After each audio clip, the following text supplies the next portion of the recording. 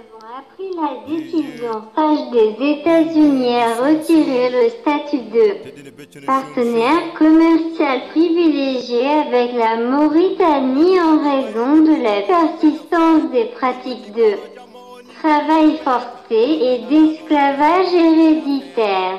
Le retrait sera effectif au 1er janvier 2019, qui a été décidé par le président Donald Trump à l'occasion de la révision annuelle du programme AGOA, Africa Growth and Opportunity Act, loi sur la croissance et les opportunités de développement en Afrique.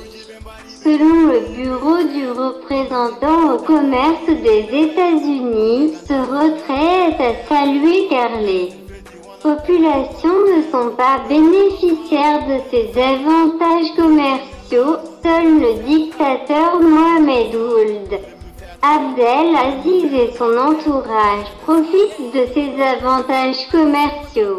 La dictature ne comprend que la force des sanctions.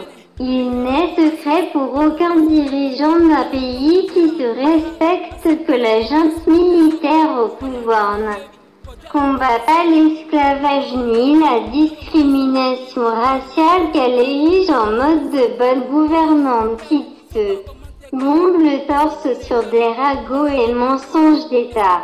Nous demandons aux gouvernements européens, africains et au monde arabe à emboîter le pas d'exemple des États-Unis pour emmener le régime mauritanien à combattre sérieusement l'esclavage et ses séquelles, mais également le racisme d'État, qu'il arrête son harcèlement, l'emprisonnement de militants abolitionnistes, qu'il libère sans condition l'otage Biram Dabeid, président IRAMAURITANIE détenu illégalement depuis le 7 août 2018 sur des futilités.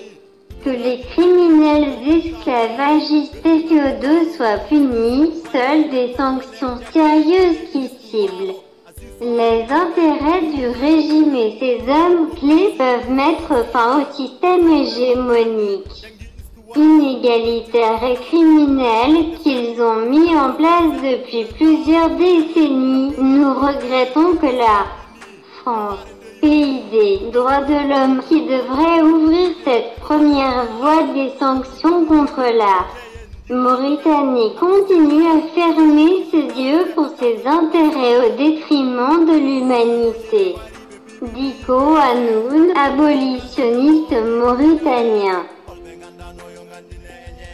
C'est avec optimisme que nous avons appris la décision sage des États-Unis à retirer le statut de partenaire commercial privilégié avec la Mauritanie en raison de la persistance des pratiques de travail forcé et d'esclavage héréditaire.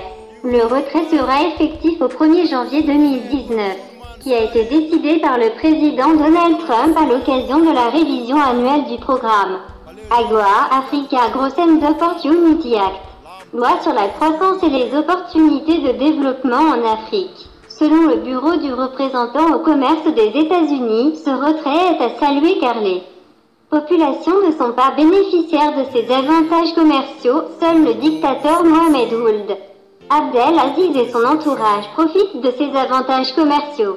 La dictature ne comprend que la force des sanctions. Il n'est secret pour aucun dirigeant d'un pays qui se respecte que la junte militaire au pouvoir ne combat pas l'esclavage ni la discrimination raciale qu'elle érige en mode de bonne gouvernance qui se bombe le torse sur des ragots et mensonges d'État.